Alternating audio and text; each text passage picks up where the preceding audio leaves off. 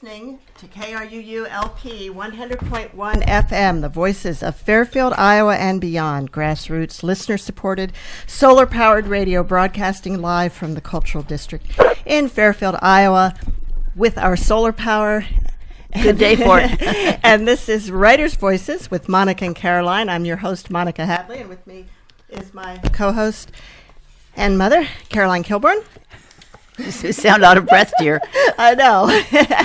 I've been, well, we're on the air. We're live. My mic keeps going in and out, so I'm watching that. And our guest today, well, first of all, let's talk about we have a guest in the studio with us other than the one we're interviewing. Yes, we do. And that is Dan Isaacson, who was my father's college roommate, was introduced my mother and father to one another, and was the best man at their wedding, so he likes to say that I'm his fault. Well. And he's visiting us here from Florida today. And now this mic is not behaving very well. Okay. There we go. Now I got it. So he's visiting with us here today, and he has a lot of literary people in his family, a lot of writers. One of his cousins was a literary agent in New York. He's got several cousins who've written books recently, and he also has a very strong musical background. He's the one who taught Mom how to play the folk guitar back in the 60s when they were both folk musicians. Yes, back in the day. Back in the day. But, Mom, why don't you introduce our official guest today? Okay. Sal Marici. All right, and this gentleman has written a book. Hi, folks. This gentleman has written a book of poems that I'm sure you're going to want to read because they're well. I've always liked poetry, but I especially like this poetry. Both the Lee County Alliance for the Arts and the Midwest Writing Center have published broadsides of his poems. He has won several poetry contests, judged poetry contests, and taught poetry workshops. And that, to me, is, that's really great. He served as a Peace Corps volunteer in Guatemala and is a civil servant retiree and agronomist. Welcome to the program. Hi, Sal. How are you today? Oh, I'm doing pretty good today. So, how you guys are doing this great fall day? Oh, isn't it wonderful? And are you calling us from northern Iowa? I'm calling from, northern Iowa, actually in Port Byron, Illinois, right across the river from LeClaire, Iowa. Oh, okay. Okay. But you've lived a lot of places in your life, haven't you? Well, yeah, it started out when I was a little kid, around 5 years old. We used to go on vacations with my parents for about 4 weeks in the summer. And at first we got a tent, but my mom said no more tents after the first year. I understand that. So we got a real small Scotty trailer, so my parents slept in the trailer, my brother and I slept in the station wagon, but we went all over the U.S. with the exception of the Northeast for some reason. And where were you? Where was your family living at the time? He lived in Chicago. Okay. Yeah, and my mom went back to school when I was in fifth grade or kindergarten, or first grade. So I was there all day, and she went back to school, got her bachelor's, and then she continued on, got her master's, and then became a principal. And my dad worked for the government, IRS, and so they let him save up his vacation time so he could take like 4 weeks off each year. And that's what we did in the month of August. We traveled. So that's the European tradition, isn't it? To take the whole month of August off. I have a friend that lives in Rome, and he's a Roman, born and raised in Rome. And what he does each year, he comes to the Quad Cities for the month of August. Oh my goodness! Wow. Now, do you go there too? I haven't been to Europe for in about 10 years, I think. But yes, I've been to Rome quite a few times, and been to Sicily quite a few times, visiting relatives. So yeah, but I haven't been really out of the country for 10 years now. My last time was Argentina and Paraguay, and I guess really the two reasons is that A, believe it or not, I got a diabetic cat who's 19 years old. She's been a diabetic for like 3.5 years. She's 19 going on 12, and the vet said there's no reason why that cat should be alive. Well, Sal, some of the poems in this book, which is titled Fermentations, Yes. seem to me about living in Sicily. Were you living there for a while? Well, no. No. I've been there about 4 times, just visiting family. My parents were first born, but I grew up with a strong tradition of the Sicilian tradition regarding food and family and the relatives, and so I feel very much part of me. Matter of fact, I've just been harvesting tomatoes to make my spaghetti sauce with, and so. And based on the cover of this book, I'm comfortable there with the people. They're very down to earth, earthy people, which I like. And of course, I love their food, and I love how they just sit around the tables and talk and eat. And I think it's just a very wonderful thing. We do Skype with them. Especially on my mom's birthday, we'll Skype to them or Christmas or something, and keep in touch that way. And I do expect to go back there. When exactly, I don't know yet, but yeah, I will be going back there. There's a poem in this book, in Fermentations, that kind of talks about how we don't do that when we eat. Yes. Do you want to read that poem for us? Sure. I believe it's called Lost Lineages, so let me see if I can find it. Page 25. 25, thank you. Yeah. And this is something that does bother me. But here we go. Lost lineage.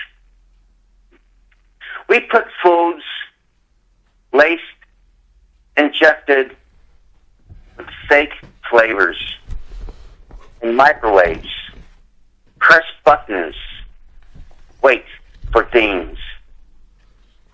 Then eat at tables covered with plastic bags, smartphones with open apps, where no aromas of roasting meats, simmering sauces, rouse taste buds, where nobody sits around tables, tell tales. And that was Sal Marici reading from Fermentations. Is this your third chapbook that's yeah, been my printed? third book. First book was a chapbook, which is a small collection. I think it had 18 poems, 20 poems in it. And then my second book, that came out in 2012. And then my second book, Twist, Swirl, and Sniff, that came out in 2014.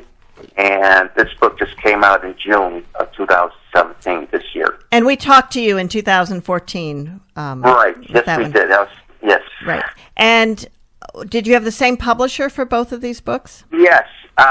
They all been Ice Cube Press. I just been blessed that we met each other at the David's Towns Writers Workshop in Davenport, which is sponsored by the Midwest Writing Center. And one year, he saw me read. They had an open mic after the faculty read. I read one poem, maybe two.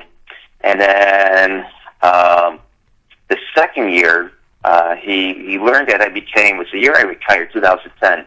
He learned that I became the poet in resident for the Midwest Writing Center, and he heard me read again, and he was there soliciting bids, or not bids, but proposals for people to do his books.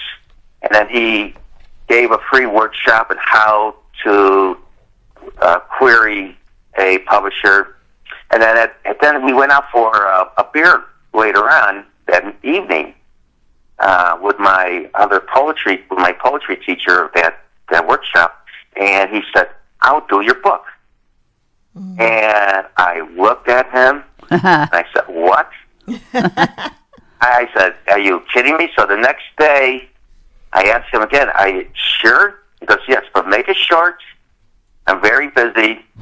So I actually wrote him a query, as so that I was very serious. I'm not taking this for granted for my book. And then 2 years later, it came out, Swiss through and sniff, and we sold 75 copies in 2 weeks, and that was the run. He said, "We'll do 75 copies, see how it goes. It's poetry don't sell." And we sold it, and then he said, "I want another book, but a full-length book." I go, "Steve, give me a break. This just came out." And 2 years later, the Swiss came out, and now Fermentations. Oh, so I gotta admit, I'm blessed. There's a lot of talent out there, and Steve is becoming a very good friend. Ice Cube Press. We have a lot of similar interests. He likes to brew beer and bike ride. So, and that's Steve Semkin, and he founded Ice Cube Press founded Ice Cube Press. Right. Yes. And most of the books that he publishes have some connection with Iowa or the Midwest. Very strong Midwest connections. Yeah. Yes. Right. And my poetry, it has about half of the poems, at least half, do take place in the Midwest. But then again, a lot of it could just take place pretty much anywhere too. But there's a lot in the Midwest in my book too. Even the poems about fermenting garlic Midwest and growing garlic, because that's where I do grow my garlic. I grow about 350 heads a year, and there's even a poem in here that juxtaposed from Guatemala to O'Hare Airport. There's a lot of there is a lot of Midwest stuff in the book too, but not solely concentrated on the Midwest. Okay, the cover of your book is very interesting. Who designed that? Yeah, that's actually, I took that photograph on my kitchen counter, and this time of the year, last year, and what that is fermenting garlic. And right now I got 4 jars of fermenting garlic sitting on my counter right now. The house don't smell too good, but, So what do you do with fermented garlic? Same thing you do with fresh garlic. But the thing it lasts a whole year. Ah. So it's not alcoholic? Yeah. You just put salt and water, garlic and salt and water, and let it ferment, and when it's ready, you just put it in the refrigerator. And I do go to I go to Florida each winter. I'm a snowbird, so I'd love to talk to your guests later on about some events out there. And first year I brought garlic down there. It didn't last too long because of humidity and everything else. So I decided to ferment it. So basically, you grow enough garlic to last you all year long. Yes. Which must mean you eat about a head of garlic a day. Pretty much. Maybe not quite that much, but I learned when I was in Guatemala as a Peace Corps volunteer that if you eat raw garlic, less chance of getting parasites. So, amoebas and those nasty little things that are in the water. And so I learned to eat garlic every day. And I even have a poem about it. It's one of the best ways to eat fresh garlic is you take good Italian bread, toast it, and scrape a clove of garlic over the bread, then pour a little olive oil, and have some fresh mozzarella and some basil leaves. And that is one of the best treats you can have. Do you want to read us that poem? Sure. And it's called Flemish Cleansing. And let's see what page that's on. Page 37. This poem got published in a magazine called Earth's Daughter, but they wanted to change the name to Garlic Prize. So when I got to the book, I took the original title. Okay, Flemish Cleansing. In an open cardboard box, I flicked 200 garlic heads. I dug, yanked their teeth, and chucked them into the peeler. A pliable tube. My hand crushes and rolls. I hear cracks. Raise one end of the chute. Skinless clothes fall. Then paper and dirt. Fingerprints, white flesh, I pick and drop in mason jars. Soft water fills spaces where bacteria start to thrive in wedges, pointed and piled like reefs. After microbes seize, small bulbs stain air with a pungent smell. Beneath foam, fermenting cloves stay hard, do not sprout, and know because they lack girth or bear brown spots.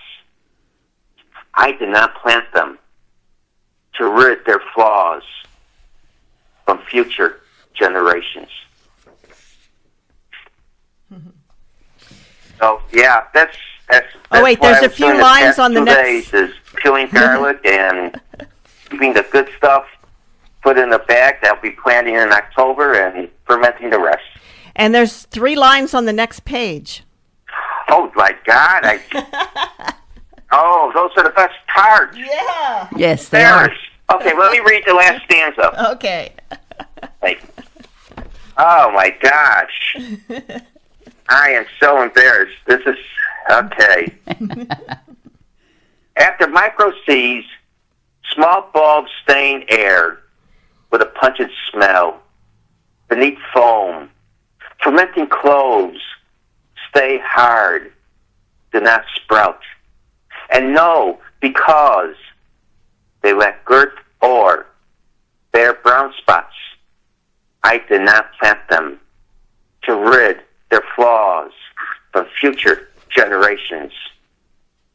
As they sit next to the toaster, watch me scrape one of them, layer after layer, on toast to nothing.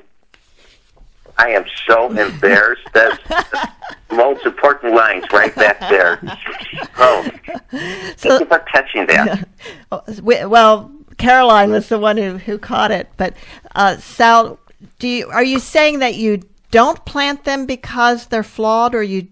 Yes, I don't. You know, you eat the stuff that has the little brown marks on it, or they're not big enough, and those are stuff you eat, and the good-looking ones you plant, and hopefully next year you get more better-looking ones, nicer-looking ones than the previous year. What exactly does an agronomist do? An agronomist is the science of crops and soils, and I worked for the Army as a civilian at one of the headquarters of the Army that was in charge of ammunition plants and depots. on those land, we did not want a concentration of people. We didn't want people next to a bomb factory or public road where we had where we store ammunition. So these ammunition plants and depots are located throughout the continental U.S.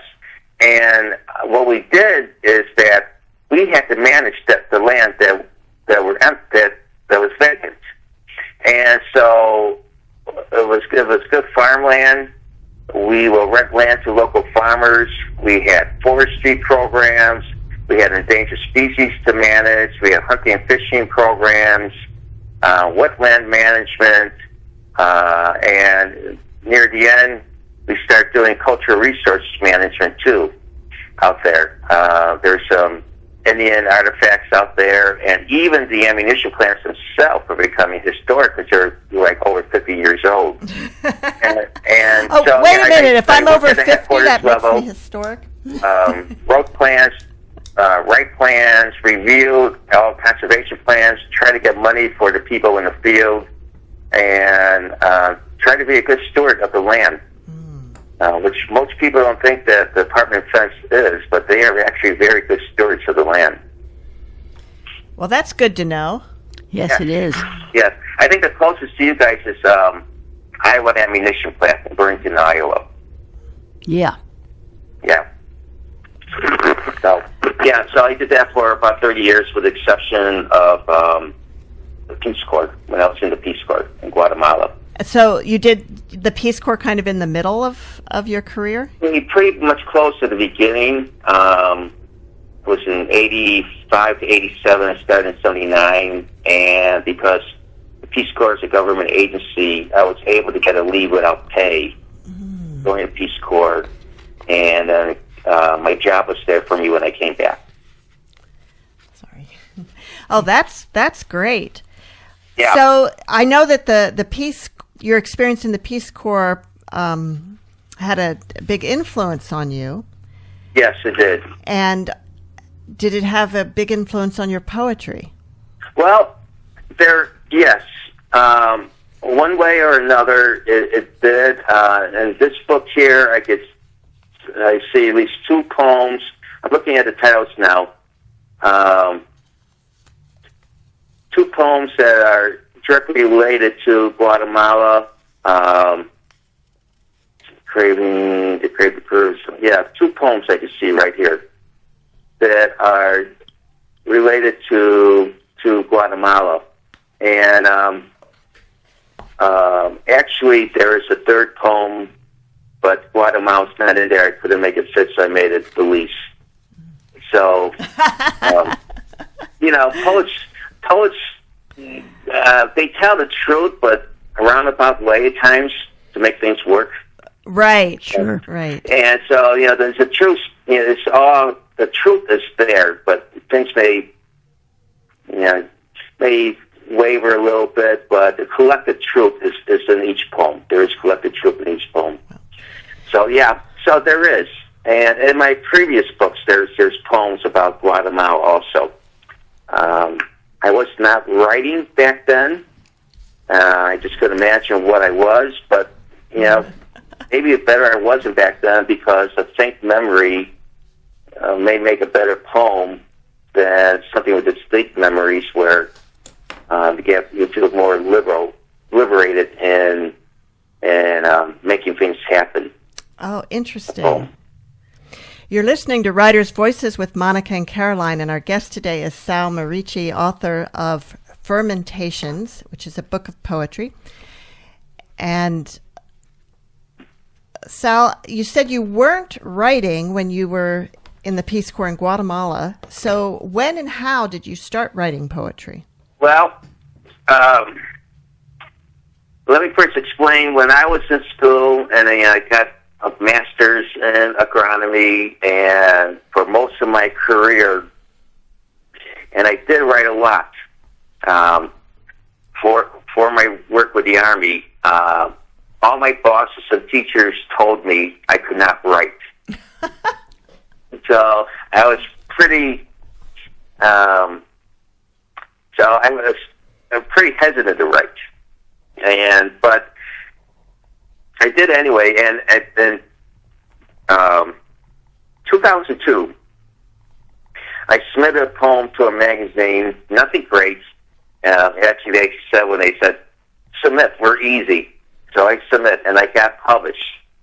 And I go, oh well, this is easy. And then I start submitting again, and they took the second one, and the third one they didn't take it. And I kind of felt good that hey, they're not taking everything, so maybe I could write something. But what happened was that two things happened. The Army finally said, hey, we got to get back to write with active voice. The boy threw the ball. Not the ball was thrown over the fence. And they have a great pamphlet that came out in 1955, I think, on how to write active voice. But it was all passive voice. So every time I wrote something, when my boss saw it, they changed it around. And because passive, you could do that. There's really no blame on anybody or anything. And so then one commander, a lieutenant colonel, came in and said, we got to do active voice. And he gave a 5-minute lecture right before lunch one day and said, we got to get this back to active voice. And that turned my whole writing around right there, that 5-minute lecture. Because now my boss is going to say that, this is terrible writing. Now they could say that, well, we agree with you or disagree with you. And that's their prerogative, who did what or who didn't do what. There was no interpretation anymore with active voice. So anyway, I started writing, and then the Midwest Writing Center had an open mic and out loud once a month. And I went there, and I read some very terrible, terrible stuff. Anyway, I met the president of the board at the grocery store, and she said, "Come back." So I went back, and then there's a guy named John McBride, and he was also the president of a satellite group called Quint City Poets here in the Quad Cities. And he invited me, and it was a critique group once a month. And I started, and I bought some very bad stuff, and he turned to me and said one day, you're going to get your voice. And so I started taking workshops, and the more I learned, the more I learned that there's a lot of craft, and there's a lot of things you got to learn, and you're never really going to stop learning. And you always have to try to progress, and with the craft, with your style, and it's a great challenge, and it's fun, and it's fun to write. It's fun to get to the point where you have a poem, or you think you have a poem, and you know the direction, and you can start playing with a craft, finding out which word might fit better, where you get internal rhyme, and so forth. But once you get to that point, so I kind of want to move it more, answer more than what you asked, but that's how I began writing. It was really the Midwest Writing Center that they kept encouraging me to keep writing, took their workshops, and then critique groups. And critique groups, I think for any writer, is a must. And you may not agree with what they say, but you listen to them, and even if you don't make it, even their suggestions may not make it on the final piece, you used it because you thought about it, and you may even have tried it. But even listening to people's suggestions, you use them because it makes you think in a different direction. Well, they are potential readers, and so right. Their opinion, yes. their opinions exactly. are, yeah. Have you ever heard the expression or the quote? I read this somewhere. A poem should not mean but be. No, but I could understand that because a poem should be alive. And this is what I try to do in my poetry. I try to take a person a journey through imagery, and then let the person decide if they get what I was trying to get across, but once I found what the direction of the poem is. Mm-hmm. But if a person, I feel successful if a person reads a poem I wrote and saw the imagery, smelled the garlic, touched the soil, felt the sting of a bee. I felt I'd done my job. I was not preaching. Right. And then the second part is that I hope that that person will get what I was trying to, I'm not going to say tell, what I was trying to show, because, that's the old thing, you show, you do not tell. And the same meanings that I had. But a lot of times people don't. They will get something different. And to me, it's an accomplishment to say that, oh, geez, I didn't know it was that good. I could write a subject about that.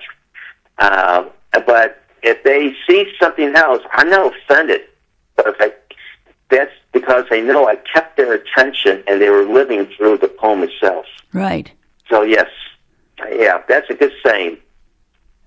Yeah, I read that well. I used that once in a essay I wrote when I was in college back in the 50s. My instructor at the time was not impressed, but I thought it was pretty good.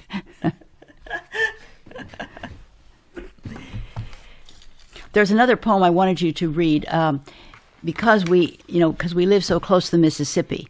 There's one you have about the Mississippi. Of course, the Mississippi is very important to Iowa, to Illinois, and so. What was that one? Okay, that's Summer Lane in the Mississippi. Yeah, here we are. Yeah, the perfect time of the Mississippi Valley. Okay, what page is that? 39.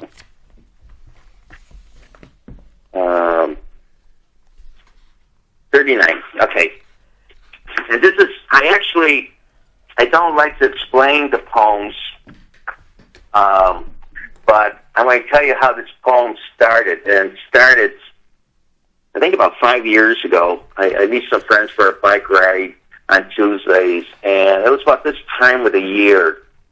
And we stopped, and the breeze touched my leg, and so fall was a time where summer is disappearing. Mm-hmm. Summer Lane in Upper Mississippi Valley. In the sky, day paints Egyptian blue. An angel fluffs wings, whose breath wafts dry warmth with specks of coolness.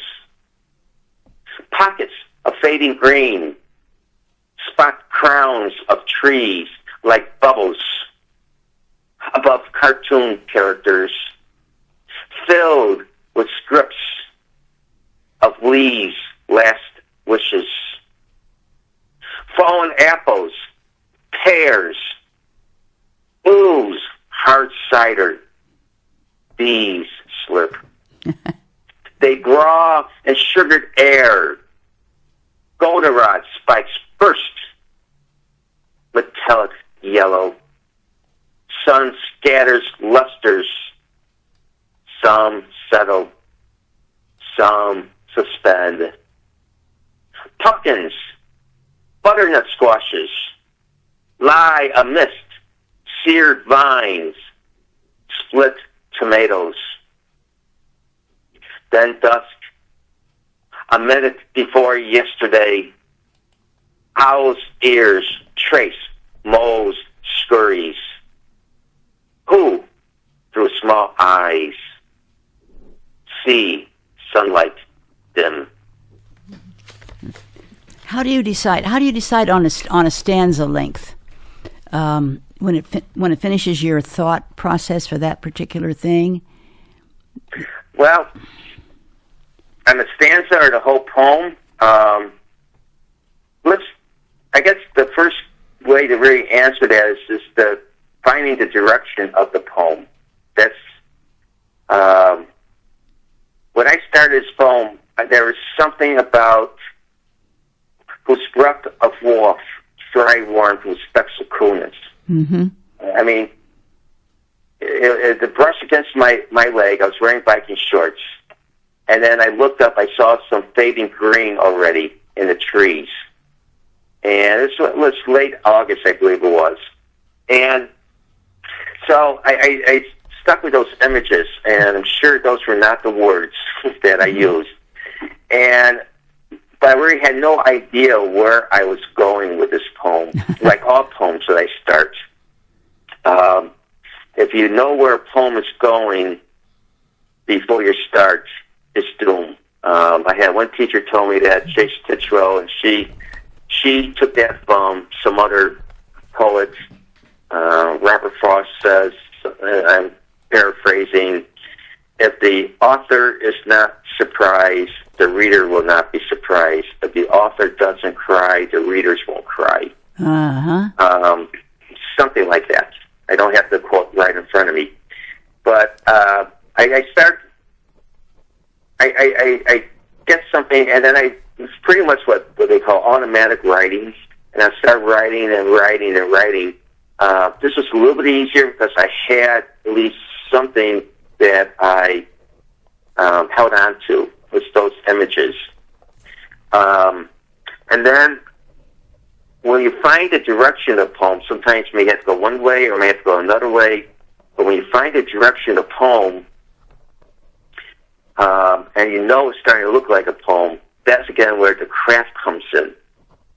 And that's where you're playing around with the stanzas. I think this poem, for quite a few revisions, was just one long stanza without a break. And then I think later on I got to the point where owl's ears trace moles scurries.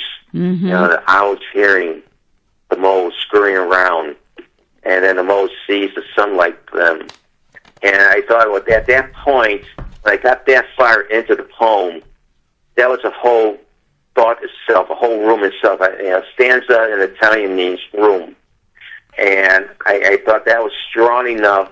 It was almost a little turn to the poem from daylight to dusk. And I thought that needed to be a whole stanza by itself. Yeah. Well, I think that it's constantly changing. I was going to ask you about the editing process. Would an editor change very much in a poem? Steve doesn't do much for poetry. He has his interns read the book, and he'll read a book, and I solicit his inputs. And what he would do is that we sat down, and he read the poems, and he said, well, this line may not make sense, or this line really don't make sense. I'm kind of stuck on the break here. So he'll give me all that stuff. And just like a critique, but he'll leave it up to me to make the final decision. Okay. That's how I work with Steve on that. And I solicit his input because he's a very great writer, not just a publisher, but he's a very great writer too. Oh yeah, we interviewed him about his book about I'm trying to remember, it's the birds. Yeah, the Blue Heron. The Blue Heron. The name of it, but that was a beautiful book. Oh, that's a gorgeous book. And of course, anyone who's curious about these books and about Ice Cube Press, they have a website. You can just Google Ice Cube Press. It's in North Liberty, Iowa, and can you buy the book, your book, right on that site? Yes, you can buy all three books right from the press itself, or if you do catch me doing a reading or a workshop, of course, you can buy them from me too.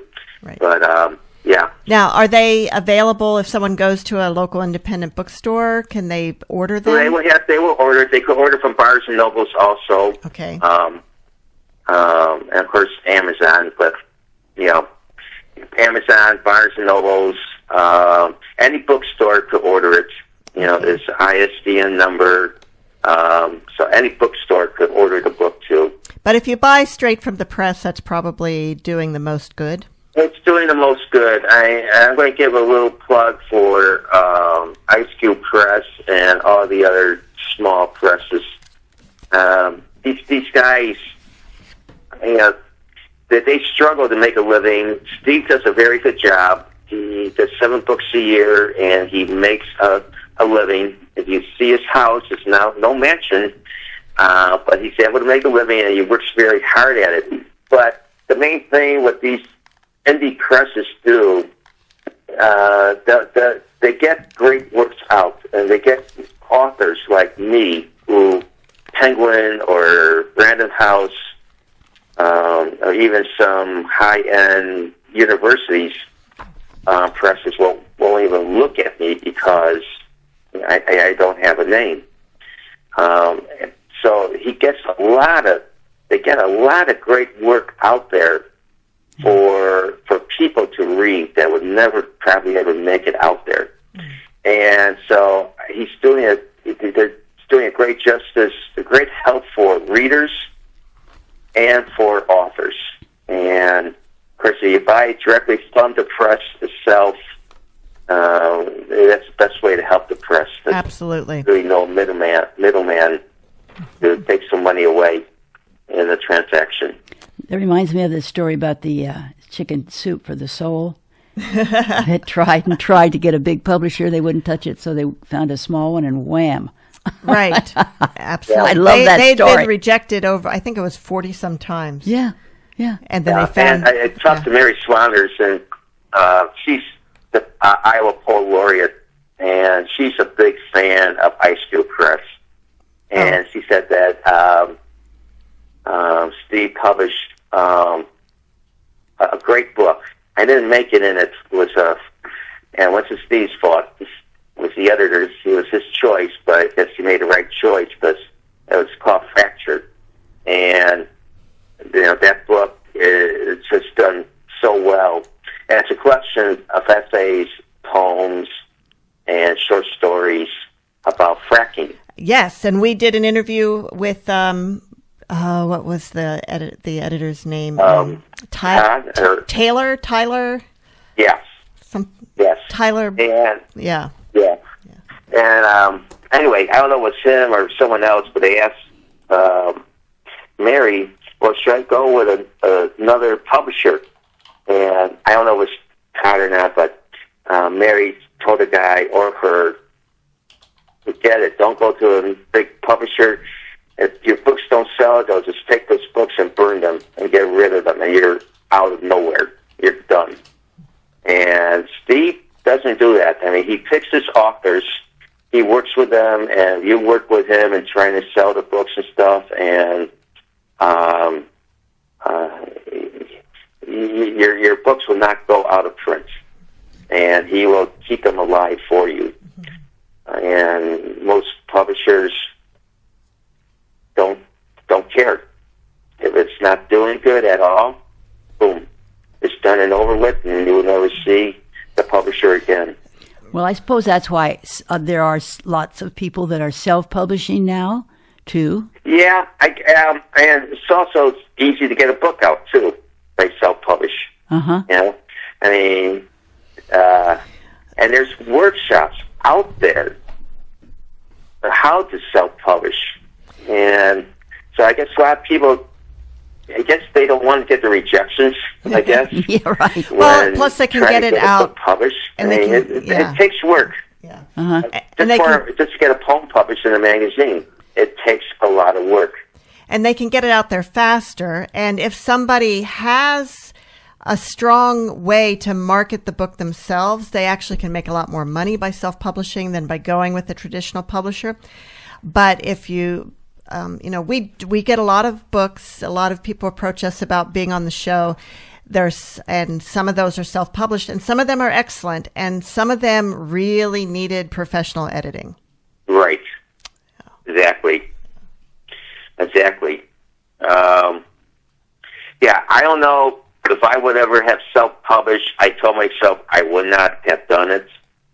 And I had no idea that I was trying to get a book published, and but I told myself back then that I would not self-publish. I guess it's because it's more like if someone else sees my work and likes it enough to make an investment, I think that would help me to work harder and say, yes, this is good stuff. Yes, and as a reader too, willing to put that into that time and effort and money to get a book out, with expectation of selling books. To me, that tells me, okay, someone else. It's like almost like a critique group where someone else would say, yes, this is a good book, and you have good stuff. And I guess sometimes my ego's low when I look at my stuff because I know there's a lot of great stuff out there, and I say, well, gee, is this really that good? But when somebody else says, yes, it's good, it helps me to move forward and get the poetry out there to people. Yes, and also as a reader, it helps. There's so many books out there, and so many books, so little time, and it helps. The editors, the publishers serve as to curate for the reader. Right. It's like someone saying, yes, this was good. Now, there are things that get published and sell a lot that, aren't really that good from a literary perspective, but, they at least have they have to have some merit or they wouldn't be getting published. Right. And I also believe that and blurbs too. For the last two books, Fermentation and Swiss Through and Sniff, I got quite a lot of blurbs, and a lot of them are from some of the top poets in the country.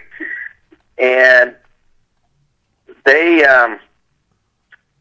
I don't think they would have wrote them, put their name to it, if they didn't like the poetry. And I also have people that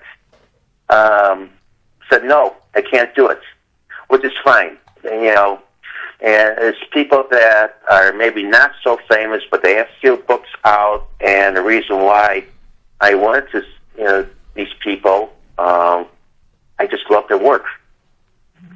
And one said, no, I cannot do it. And I wrote back and say, thank you for taking the time. Because when I asked people for blurbs, I said, well, I really asked them. I said, well, you consider doing a blurb after you read the book, because I really want people to. They write a blurb. I want them to mean it, and I just don't want them to write any old thing down just to, pass me along and that's it. And so I said, well, you consider writing a blurb. And usually they say, yes, they'll consider writing it, but I do get people who come back and say, no, I am not going, I can't do it.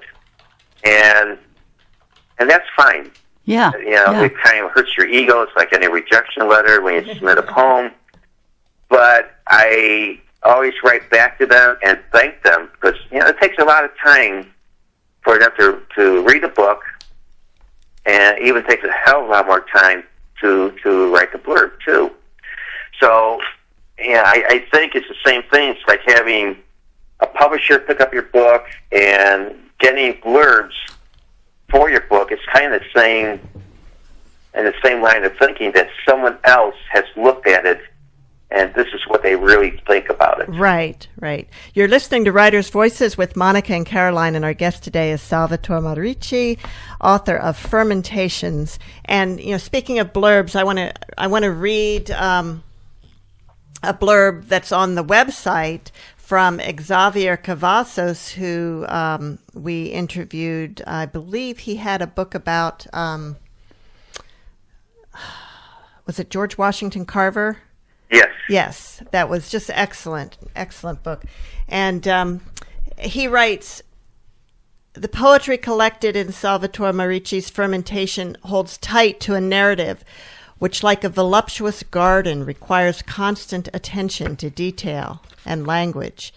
Each poem that Marici plants, grows, and harvests in fermentations is anchored in rich syntactical soil and sunlight.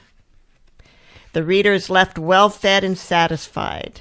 And I excerpted it a bit, but yeah. So that must have been very gratifying to get that. But yes, that was very gratifying. Right. And it's in the front. Actually, that's printed in the front of the book also. Yes, it is. Mm-hmm. Yeah, all the blurbs are printed from the book. We got Mary Swanders, a great poet. I'm not going to say he's upcoming. I think he's there already. John McCrae, Terrence Hayes.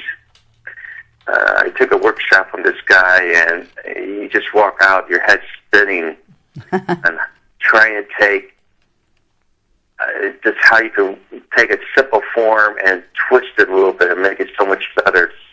And so there's a lot of great people that wrote, and a lot of local and upper class cities too that wrote blurbs too. So yes, it's good. When I get it, I really go, "Oh, is that me they're talking about?" We interviewed Mary Swander We interviewed Mary Swander also many years ago with I think Out of This World: A Journey of Healing, and possibly The Desert Pilgrim too. I think we talked about both those books with her, and she, of course, if you don't know, is Iowa's Poet Laureate. Mm-hmm. How does one get to be that? Yes, how does one become Iowa's Poet Laureate? And how long does one hold that position? Do you know, Sal? Well, no, I really don't know. I'm going to say the politics of it. I know you have to be pretty damn good to get in there. I would imagine, like this U.S. Poet Laureate, that the poetry would have to be somewhat accessible to people, meaning no matter how many times you read a poem, you don't understand it. I mean, there's a lot of poems out there. I'm the first one to admit there's a lot of poetry I read I don't understand. And so I'm sure it has to be somewhat accessible. And I'm sure they have to get nominated from other folks, other poets in the state. I know that's how they do it for the U.S. Poet Laureate, is that they go as who makes the decision, they actually go and check around with other great poets, nationally known. Who do you think might be a good poet? And I'm sure it will have to be someone that they think that could be a good educator, because that's what they do. They promote poetry. And but how and who chooses them, I don't know how that works. And I mentioned each state's a little different in how they do it. Right. I'm sure that's true. Sal, you sent me a CD of Fermentations. Tell us a little bit about that. Well, the CD was done solely by me, not with Ice Cube Press. And the reason why I did is that a lot of times when I would get done doing a reading or / performance, people would say, "Gosh, I like your poetry. I read it, but I can't read it as well as you do." Mm-hmm. So I think, okay, I'll just make a CD and of me reading the poems, and I plan to do my other 2 books. So I have the CDs. I'll sell them for $3, or at a reading, or a performance, or a workshop. And if they buy the book, I'll just throw the CDs in there. I mean, if you look at it, it's not very fancy. It's a felt pen, marker, Fermentations, 1 through 57, and the other CD, 58 to 61. So it's actually 2 CDs. But it was because people said, I cannot read your poetry as well as you do. And then I also thought, too, is that, if you have the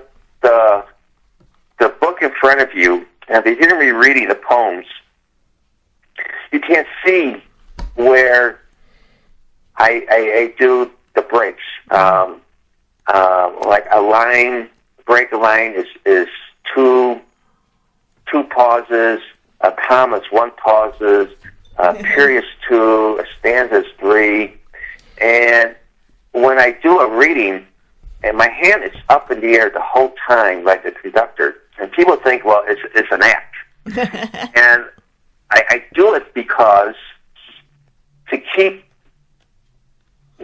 counting the spaces, so I don't run things on, and I think the poem is more understandable when you have those pauses. So, Sal, we lack articles. We only have about 1 minute left. Okay. Could you read a very short poem, Baked Collage, on page 31? Page 31. Yes.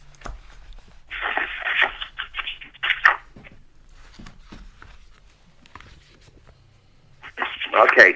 Baked Collage. Heat rises the blend of yeast, flour, water, sugar.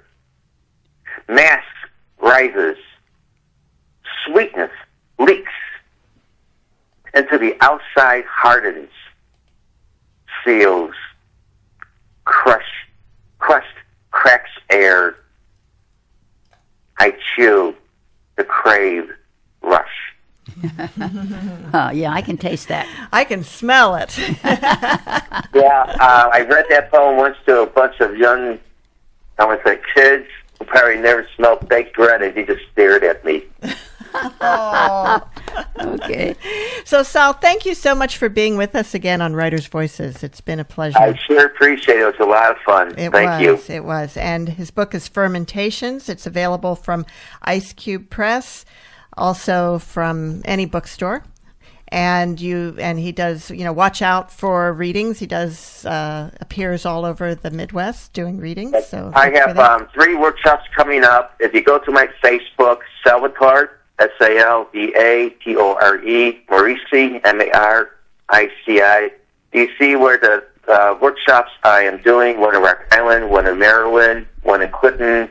And if you're in Chicago on September 17th, I'm going to be a featured poet at the Green Mill in Chicago. Awesome. So, Mom, do you have some parting words for us today? Yes, I do. I love this. I think it goes with these poems.